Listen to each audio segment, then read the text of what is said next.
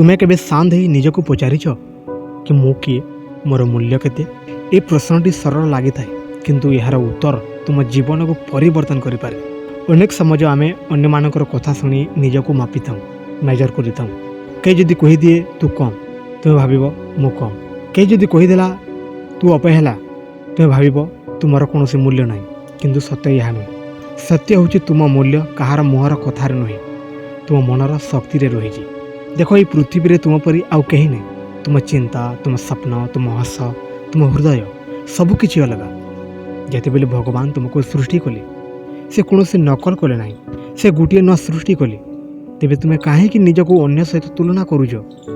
ଫୁଲମାନେ କେବେ ତୁଳନା କରନ୍ତି ନାହିଁ। ଗୋଲାପ ଗୋଲାପ ହିଁ ଖେଳେ, ଚମ୍ପା ଚମ୍ପା ହିଁ ସୁଗନ୍ଧ ଦିଏ। ତୁମେ ମଧ୍ୟ ତୁମ ନିଜ ଗନ୍ଧ ନେଇ ଜନ୍ମ ନେଇଛ। ହୋଇପାରେ ଜୀବନରେ କେହି ତୁମକୁ ଅବହେଳା କରିଛନ୍ତି, କେହି ତୁମ ପ୍ରୟାସକୁ ଦେଖି ନାହାନ୍ତି, କେହି ତୁମର ଭଲ ପାଇବାକୁ ବୁଝି ନାହାନ୍ତି। ତୁମେ ଚୁପଚାପ ସହିଛ, ରାତିରେ ଚିନ୍ତା କରୁଛ, ସାୟଦ ମୋର ମୂଲ୍ୟ ନାହିଁ। କିନ୍ତୁ ମନେ ରଖ, ହୀରାକୁ ମଧ୍ୟ ମାଟି ଭିତରେ ଦୀର୍ଘ ସମୟ ଲୁଚି ରହିବାକୁ ପଡ଼େ, ତାପରେ ସେ ଜଗମଗ କରେ। ତୁମେ ଏବେ ସେହି ପ୍ରକ୍ରିୟାରେ ଅଛ। ତୁମ ମୂଲ୍ୟ କମିଯାଇନି, ତୁମ ଚମକ ଏବେ ମାତ୍ର ଦେଖାଯାଇ ନାହିଁ। ଯେଦିନ ତୁମେ ନିଜ ମୂଲ୍ୟକୁ ବୁଝିବ, ସେଦିନ ତୁମ ଆଖିରେ ଆତ୍ମବିଶ୍ୱାସ ଆସିବ। ତୁମେ ଅନ୍ୟମାନଙ୍କ ସ୍ୱୀକୃତି ପାଇଁ ଅପେକ୍ଷା କରିବ ନାହିଁ। ତୁମେ ନିଜକୁ ମୂଲ୍ୟ ଦେବ, ତୁମ ସମାଜକୁ ମୂଲ୍ୟ ଦେବ, ତୁମ ସ୍ୱପ୍ନକୁ ମୂଲ୍ୟ ଦେବ। ଏବଂ ଯେତେବେଳେ ତୁମେ ନିଜକୁ ମୂଲ୍ୟ ଦେବ, ଦୁନିଆ ମଧ୍ୟ ଦେବାକୁ ବାଧ୍ୟ ହେବ। ତୁମ ଜୀବନ କେବଳ ଖାଇବା, ଶୋଇବା, ଦିନ କାଟିବା ପାଇଁ ନୁହେଁ। ତୁମ ଜନ୍ମର ପଛରେ ଗୋଟିଏ କାରଣ ଅଛି। ହୋଇପାରେ ତୁମେ କାହାର ପ୍ରେରଣା ହେବ, ହୋଇପାରେ ତୁମେ କାହାର ଜୀବନରେ ଆଲୋକ ଆଣିବ, ହୋଇପାରେ ତୁମେ କିଛି ଏମିତି କରିବ ଯାହା ଦୁନିଆକୁ ଅଲଗା କରିଦେବ। କିନ୍ତୁ ଏହା ସବୁ ତେବେ ସମ୍ଭବ ଯେତେବେଳେ ତୁମେ ନିଜକୁ ଛୋଟ ଭାବିବା ବନ୍ଦ କରିବ। ଦେଖ, ଗୋଟିଏ ମୋବାଇଲ ଯଦି ଦାମୀ ହୁଏ, ଆମେ ସେଟାକୁ ସାବଧାନରେ ରଖୁ। ଗୋଟିଏ ଗାଡ଼ି ଯଦି ନୂଆ ହୁଏ, ଆମେ ତାକୁ ରକ୍ଷା କରୁ।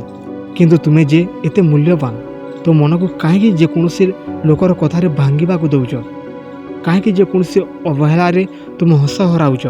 ତୁମେ କୌଣସି ଶସ୍ତା ଜିନିଷ ନୁହେଁ ଯାହାକୁ ଲୋକେ ବ୍ୟବହାର କରି ଛାଡ଼ିଦେବେ। ତୁମେ ଗୋଟିଏ ଅମୂଲ୍ୟ ଜୀବନ। ତୁମ ମନରେ ଅସୀମ ଶକ୍ତି ଅଛି। ତୁମେ ଯେତେ ଭାବୁଛ ତାଠାରୁ ଅଧିକ ସମର୍ଥ।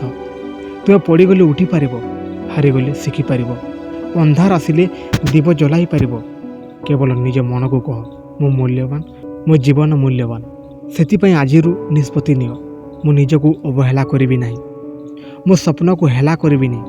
ଯେଉଁମାନେ ମୋତେ ବୁଝି ନାହାନ୍ତି, ସେମାନଙ୍କ ପାଇଁ ମୁଁ ନିଜକୁ ବଦଳାଇ ପାରିବି ନାହିଁ। ମୁଁ ଭଲ ହେବି ମୋ ପାଇଁ, ମୋ ସ୍ୱପ୍ନ ପାଇଁ, ମୋ ଆଗାମୀ ଦିନ ପାଇଁ। ଯେତେବେଳେ ତୁମେ ନିଜକୁ ମୂଲ୍ୟ ଦେବ, ତୁମେ ଖରାପ ସଙ୍ଗତରୁ ଦୂରେଇ ଯିବ। ତୁମେ ସମୟ ନଷ୍ଟ କରିବା ବନ୍ଦ କରିବ। ତୁମେ ନିଜ ଲକ୍ଷ୍ୟ ପାଇଁ କାମ କରିବ। ତୁମେ ନିଜ ମନକୁ ପଜିଟିଭ୍ କଥାରେ ପୂରିଦେବ। କାରଣ ତୁମେ ଜାଣିବ, ମୋ ଜୀବନ ଶସ୍ତା ନୁହେଁ।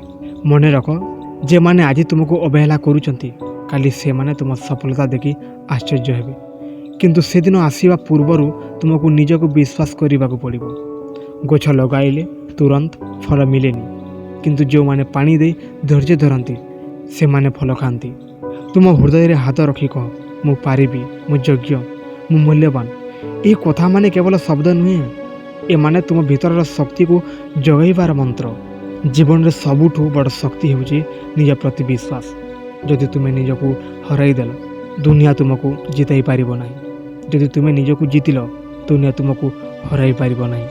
ତେଣୁ ଆଜିଠାରୁ ନିଜ ମୂଲ୍ୟ ବୁଝ, ନିଜ ସମାଜକୁ ସଠିକ୍ ଜାଗାରେ ଲଗାଅ, ନିଜ ସ୍ୱପ୍ନକୁ ଛାଡ଼ନି, ନିଜ ହସକୁ ମାରିଦିଅନି।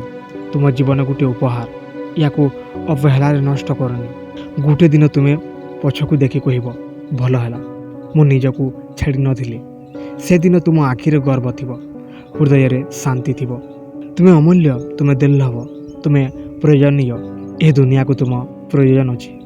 ତେଣୁ ଉଠ, ନିଜକୁ ଚିହ୍ନ, ନିଜ ମୂଲ୍ୟକୁ ବୁଝ ଏବଂ ଏମିତି ଜୀବନ ଜିଅ ଯେଉଁଠାରେ ତୁମେ ନିଜେ ନିଜକୁ ସମ୍ମାନ କରିପାରିବ। ଆଜି ଯଦି କେହି ତୁମକୁ ବୁଝୁନାହାନ୍ତି, ଚିନ୍ତା କରନି। ସୂର୍ଯ୍ୟକୁ ମଧ୍ୟ ଉଦୟ ହେବା ପୂର୍ବରୁ କେହି ଦେଖି ନାହାନ୍ତି, କିନ୍ତୁ ସେ ଉଦୟ ହେଲେ ସମସ୍ତେ ଆଲୋକ ପାଆନ୍ତି। ତୁମେ ସେହି ସୂର୍ଯ୍ୟ, କେବଳ ଉଦୟ ହେବାକୁ ଅପେକ୍ଷା କରୁଛ। ମୁଁ ତୁମକୁ କେବଳ ଗୋଟିଏ କଥା ମନେ ପକାଇବାକୁ ଚାହେଁ, ତୁମେ ସାଧାରଣ ନୁହେଁ। ତୁମ ଜୀବନ କୌଣସି ମୂଲ୍ୟରେ ନାହିଁ, ତୁମ ଜୀବନ କୌଣସି ଭୁଲରେ ମିଳେନି। ଏହା ଗୋଟିଏ ଅମୂଲ୍ୟ ଅବସର। ଏ ପୃଥିବୀରେ ଲକ୍ଷ ଲକ୍ଷ ଲୋକ ଅଛନ୍ତି, କିନ୍ତୁ ତୁମ ପରି କେହି ନାହିଁ। ତୁମ ଭାବନା, ତୁମ ହୃଦୟ, ତୁମ ସ୍ୱପ୍ନ ସବୁକିଛି ଅଲଗା, ସବୁକିଛି ବିଶେଷ ଏବଂ ଯେ ପର୍ଯ୍ୟନ୍ତ ତୁମେ ଏହାକୁ ବୁଝି ନାହିଁ ସେ ପର୍ଯ୍ୟନ୍ତ ଦୁନିଆ ତୁମକୁ କେବେ ବୁଝିପାରିବ ନାହିଁ। ଜୀବନରେ ଅନେକ ଦିନ ଆସିବ ଯେତେବେଳେ ତୁମେ ଭାବିବ ମୋର କାହାକୁ ଦରକାର ନାହିଁ, ମୋତେ କେହି ବୁଝୁନାହାନ୍ତି। କିନ୍ତୁ ସତ୍ୟ ହେଉଛି ଅନ୍ଧାର ରାତି ପରେ ହିଁ ସକାଳ ଆସେ। ଯଦି ଆଜି କେହି ତୁମ ମୂଲ୍ୟ ବୁଝୁନାହାନ୍ତି ତାହେଲେ ଏହାର ଅର୍ଥ ଏହା ନୁହେଁ ଯେ ତୁମ ମୂଲ୍ୟ ନାହିଁ। ହୀରାକୁ ମଧ୍ୟ ଚିହ୍ନିବାକୁ ଜଣେ ଜହୁରୀ ଲାଗେ, ସମସ୍ତେ ତା'ର ଦାମ ବୁଝିପାରନ୍ତି ନାହିଁ। ତୁମେ ଅନେକ କଥା ସହିଛ, ଅନେକ କଥା ମନରେ ରଖିଛ, ହସି ହସି ଯନ୍ତ୍ରଣା ଲୁଚାଇଛ, କିନ୍ତୁ ଏହିସବୁ ତୁମକୁ ଦୁର୍ବଳ କରିନାହିଁ, ଏହା ତୁମକୁ ଶକ୍ତିଶାଳୀ କରିଛି। ପ୍ରତ୍ୟେକ କଷ୍ଟ ତୁମକୁ ଶିଖାଇଛି, ପ୍ରତ୍ୟେକ ଅସୁବିଧା ତୁମକୁ ମଜବୁତ କରିଛି। ଆଜି ତୁମେ ଯେଉଁଠି ଅଛ ସେଠି ତୁମ ଲଢ଼ାଇର ଚିହ୍ନ ଅଛି, ତୁମ ସାହସର ପ୍ରମାଣ ଅଛି। ମନେ ରଖ ଯେ ଜୀବନ କାହାକୁ କେବେ ସହଜ ରାସ୍ତା ଦେଉନାହିଁ। ଯେଉଁମାନେ ଆଗକୁ ବଢ଼ନ୍ତି ସେମାନେ ନିଜ ମୂଲ୍ୟ ବୁଝନ୍ତି, ସେମାନେ ନିଜକୁ କହନ୍ତି ମୁଁ ହାରିବି ନାହିଁ ଏବଂ ସେ କଥା ତାଙ୍କୁ ଆଗକୁ ନେଇଯାଏ। ତୁମେ ମଧ୍ୟ ସେ ପଥର ଯାତ୍ରୀ, ତୁମେ ମଧ୍ୟ ପାରିବ। ଆଜିଠାରୁ ନିଜ ସହିତ ଗୋଟିଏ ଶପଥ ନିଅ, ମୁଁ ନିଜକୁ ଛୋଟ ଭାବିବି ନାହିଁ, ମୁଁ ନିଜ ସ୍ୱପ୍ନକୁ ମାରିବାକୁ ଦେବି ନାହିଁ, ମୁଁ ଅନ୍ୟମାନଙ୍କ କଥାରେ ମୋର ଆତ୍ମବିଶ୍ୱାସକୁ ଭାଙ୍ଗିବି ନାହିଁ। କାରଣ ଯେତେବେଳେ ତୁମେ ନିଜ ପାଖରେ ଦୃଢ଼ ହୋଇ ଠିଆ ହେବ ସମସ୍ତ ଦୁନିଆ ତୁମ ପଛରେ ଧାଇଁବେ। ତୁମ ସମାଜ ମୂଲ୍ୟବାନ, ତୁମ ଶକ୍ତି ମୂଲ୍ୟବାନ, ତୁମ ହସ ମୂଲ୍ୟବାନ। ସେଗୁଡ଼ିକୁ ଏମିତି ଲୋକଙ୍କ ପାଇଁ ନଷ୍ଟ କରନି ଯେଉଁମାନେ ତୁମକୁ ମୂଲ୍ୟ ଦେଇନାହାନ୍ତି। ତୁମ ଜୀବନକୁ ସେମାନଙ୍କ ପାଇଁ ଗଢ଼ ଯେଉଁମାନେ ତୁମ ହସରେ ଖୁସି ପାଆନ୍ତି, ତୁମ ସଫଳତାରେ ଗର୍ବ କରନ୍ତି। ଦେଖିବ ଗୋଟେ ଦିନ ଆସିବ ଯେତେବେଳେ ତୁମେ ପଛକୁ ଦେଖିବ ଏବଂ ବୁଝିବ ସେ କଷ୍ଟର ଦିନମାନେ ତୁମକୁ ଆଜିର ଶକ୍ତିଶାଳୀ ମଣିଷ କରିଛି।